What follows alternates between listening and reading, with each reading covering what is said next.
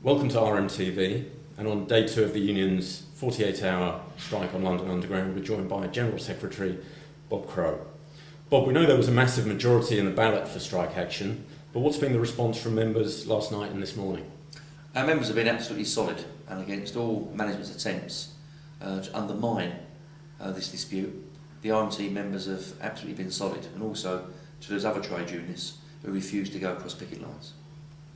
You were locked in talks with management for most of yesterday and came close to resolving the dispute. Why did London Underground pull the rug from under the deal at the last moment? Well, I'm going to tell the absolute truth, and if the company or the Mayor's office don't like what I'm saying, they can sue me for slander or libel. Yesterday, the company tried to say that the dispute was over a 5% pay rise and over 2 drivers being reinstated. At the talks we had with London Underground yesterday, where the Managing Director Richard Perry was present, we told them to put the pay offer on the wall. Yes, in our pay claim, when management asked for us last October, our inflation was at 5%. We said, obviously, that we want nothing less than the rate of inflation. They've dragged their heels for 8 months, and because inflation's gone down, are still trying to say that we're being unreasonable by asking for a 5% pay offer. The company have made an offer to us on Friday, and what we're doing with that is going back to our members and asking what they think about it.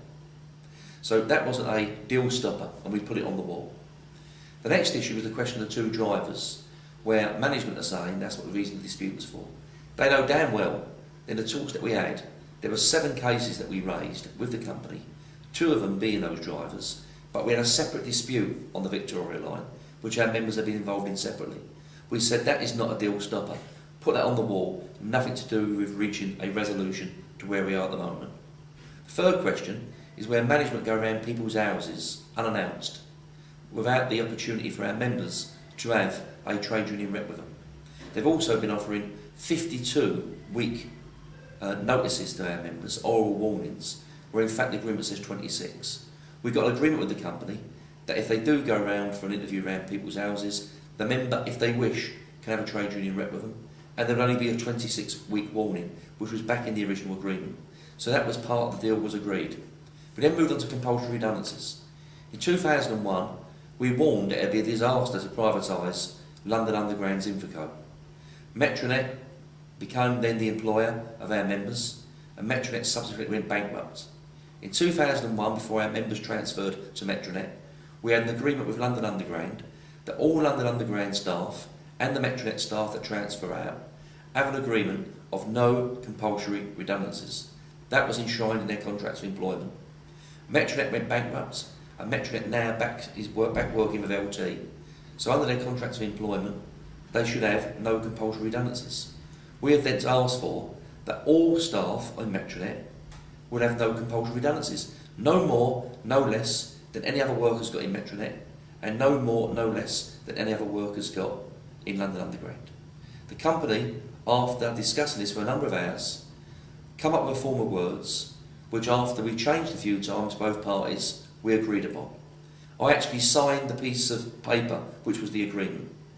Then we heard that the company was typing up the agreement. We would come back to our executive committee and suspend the action due for last night. At 25 to 7, just 25 minutes before the strike started, I approached the company and asked them where the agreement was, and the managing director said that he had received the phone call and he had now had to pull the deal. That's where we are. He could not live with the deal that we've got. So that's where we're stuck with. An agreement was reached, and someone above the managing director's office, either the Transport Commissioner or City Hall, pulled the deal. Okay, have you been disappointed at the lack of direct involvement from the London Mayor? Well, I'm surprised really, because we deal with 300 companies, so I can't get involved in every company. But when you're involved in a strike head-to-head, a serious nature, then you try to help out as best you can. And I was involved for 7 hours. I'm surprised that after trying to see the Mayor, who is responsible for transport, has not got involved, and also the Transport Commissioner has not got involved either.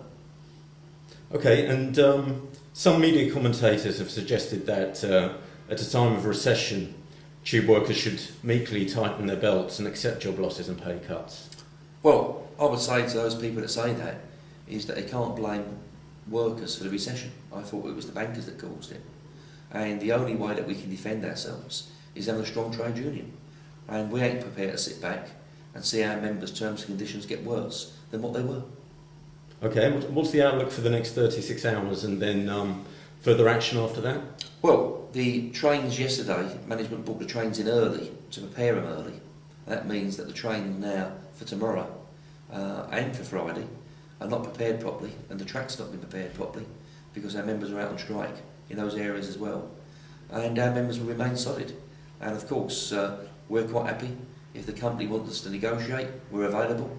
I think that the Transport Commissioner should get directly involved now, but we're willing and able to have a meeting with them to try and resolve it before even the strike even ends, if need be. And we will take stock of where we are once we meet up with all our representatives next week. Bob Crow, General Secretary, thank you very much.